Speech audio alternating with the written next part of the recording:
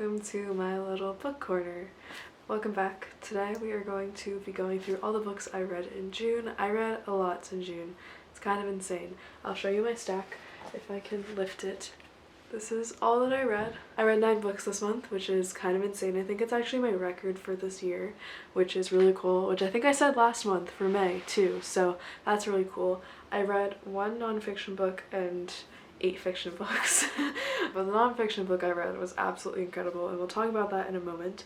But actually, we'll go through that book first. So the first book that I finished this month was How the Word is Passed. This book was absolutely incredible. I highly recommend it. I've been long awaiting this book. It actually took me a while to pick it up, but I got it immediately once it came out. I heard about it on some NPR podcast, I'm pretty sure, and I was like, oh my gosh, I have to get this. It sounds incredible. I also accidentally, unknowingly, got a signed copy, which is really, really cool. My first ever signed copy of a book, which is really, really cool. I was not expecting that. That was a welcome surprise. This book is about the history of slavery in the US and how it is shaped by stories and how it's shaped by the way people talk about it and present it. And it was absolutely incredible. Clint Smith is a poet by education, and so he is so good with words, and it was just a really beautiful book, which feels weird to say considering it's about such a harrowing topic, but he writes it so beautifully. I really, really recommend this. I think it's really important I'm an American, if you're an American, I think it's really important as Americans to kind of unlearn what we were taught in our false history classes. So I think this is a really great start because it's not like a full history, it's more curated and selected and can really spark your curiosity into exploring more into how our history has been hidden from us and how important it is to understand the history of African Americans in this country and how it still affects people today. The next book, just picking up what's in front of me, is The Rune of Kings. I don't know where the book sleep is, sorry about that, but I actually DNF'd this book, but I'm counting it because I got halfway through. I got 292 pages in and decided to abandon it. That's actually, I think, the furthest I've gotten into a book and abandoning it, but I just couldn't go on. It was really putting me into a reading slump. I heard really good things about this book. One of my favorite booktubers and bookstagrammers, whatever, I followed them for so long, really recommended it, said it's one of their favorite fantasy books, so I was like, you know what, we'll give it a try. I got it on Thrift Books, so it was not expensive, and I found it really slow and choppy and hard to follow. The names were just so hard to follow, so many people had similar names, and the plot was really hard to follow, and the way in which it would switch perspectives, which happens often in books and I think can be done well, but the way in which it was done in this book, it was just really hard to follow, and it felt really choppy and really abruptly cut at some points, which kind of would be jarring and hard to continue on into the next perspective. So I don't know, I think it has potential, maybe if I read it at a different time. I do think this is a book that many people will love and have loved, and that's completely okay. Just wasn't my cup of tea. Still really disappointed I put a month of energy into this book though. But I'm glad I finished because right after I put it down, I was on fire. I read so many books. Don't want to give another negative review, but I just want to give this out of the way. So Normal People by Sally Rooney has absolutely been blowing up. It is being adapted into a Hulu show. I believe it's actually released, maybe? I don't know.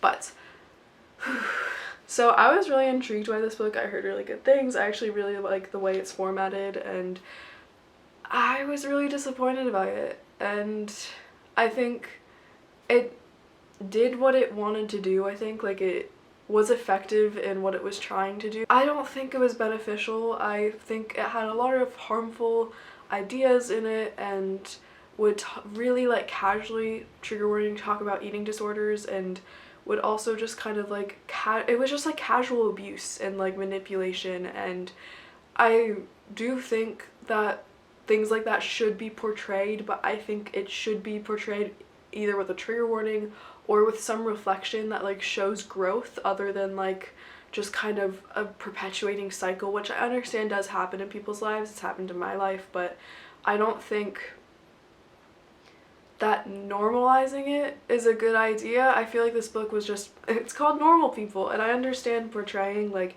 humanity and kind of the bad sides of humanity, but doing it in a way where it doesn't actually reflect upon how negative that can be, and just kind of continuing on in that cycle without any reflection by like the narrator or by the people when they're older. It just kind of felt worthless to me, and I don't want to be harsh, and I understand how people could enjoy that book. I never want to like yuck anyone's yums, but I also want to make sure that people are like critically thinking about this book, because I really think if I wrote this book when I was like younger and really susceptible and going through a lot of bad things, that this book would have aided me or like continued in that. And I don't think it offers a perspective of like growth or healing, or doesn't really show, I don't know. I don't know like if anyone else sees this. I don't know if I'm being too harsh. Really don't want to be like, I don't know. I like always worry about giving negative reviews of really popular books, and I don't want this to change anyone's opinion on me, but also like I want to speak about things that I deem or view as harmful, and this is obviously just my opinion, but I am really curious to see what everyone else has thought. Also, we are 8 minutes into this video and I've only gotten 3 books. Okay, let's go. Okay, next up is The Great Gatsby. Oh my gosh. Okay, so I've never read this in school. I know a lot of people read this in school. I have not. And I kind of was inspired by a bunch of other booktubers to delve into the classics and just kind of get some books that like everyone always talks about but I've never read, and one of those is Great Gatsby. I absolutely loved this book. I read it in 3 sittings. I adore this book. Really want to read it again and see if like my perspective of the book continues, because I had a perspective that like conflicted with like my parents' perspective, and I'm really curious to see if like that continues. I really liked Gatsby's character. I know like my parents saw him as like a heartless guy that kind of like was just very superficial, but to me I saw him as a person that was trying to combat the superficiality by like trying to be a warm beacon in this kind of cold world of superfluous or like just like really privileged and rich people that don't really have diverse perspectives, and he was trying to like kind of broaden that and expand it, and no one really received him. Like, oh my gosh, spoiler alert, skip to this if you don't want to hear this, but when he died and the person called about his shoes, I feel like that's what really solidified it for me, was that like he was this caring person that no one actually cared about him. He was filling his house with people, but none of those people actually cared about him, and he was like this kind of giving person that everyone took from but never gave back. When that person called when he died and didn't care about the fact that he died but just wanted his shoes back, like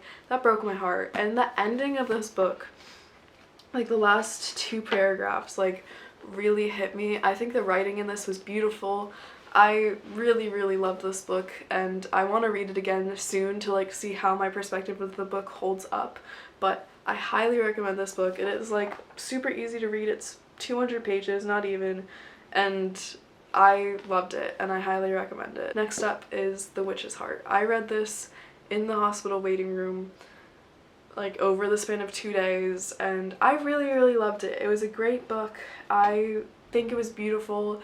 I do think, so the premise of the book is basically that this witch Angerboda is kind of exiled, and then Loki finds her. It's raining. I don't know if you can hear that, but this is like the perfect ambiance for a book video. But Loki finds her, and it's kind of about like the story of their relationship and her as a mother. And I do think at some points I kind of was like icked by their relationship, not just because of like the faults of the relationship, but just because it sometimes felt like a Loki fanfiction, which I'm here for. But I really enjoyed the book nonetheless. I think it was a beautiful book. I really enjoyed it. I don't think it's like the best book ever, but for the book I really enjoyed it. I loved the characters. I loved the ending. I loved the like relationship that forms. I really love Scotty, I don't know how to pronounce her name, but loved her.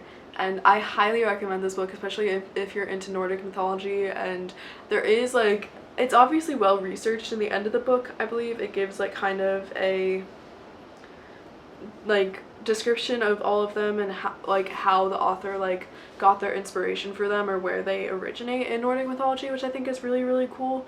Boda is actually like not someone that's brought up a lot at all.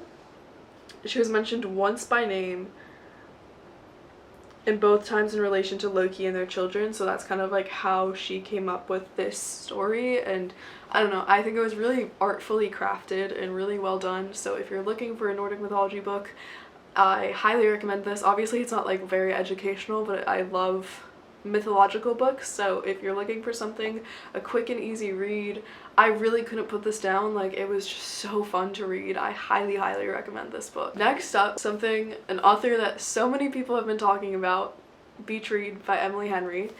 I loved this book. This is my first Emily Henry book. I'm actually currently reading Book Lovers, but I loved this book. I'd give it like 4.5 stars. I really, really enjoyed it. I thought it was so much fun. I never really read romance. I loved the emotional depth that I kind of like judge romance books for never having. That I loved the sarcasm, I loved the wit, I loved the formation of the relationship in this book, and I love the way Emily Henry writes. So that's why I'm like reading the rest of her books, and I highly recommend it. A super easy and quick read.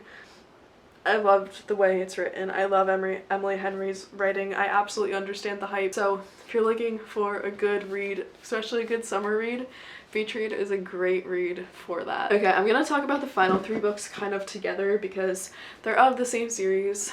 We have Protector of the Small by Tamora Pierce.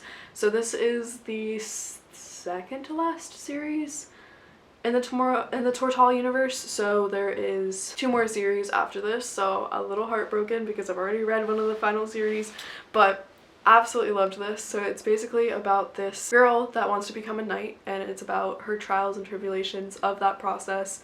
So in one of the previous series there is an original female knight, one of the first ever female knights, and this is the second one following in their footsteps, and it's about her overcoming challenges and growing into herself, and I absolutely loved them. I highly recommend them. You can get them thrifted for so cheap, and I love Tamora Pierce's writing. I love the representation. I love the characters. I love, love, love the way she writes.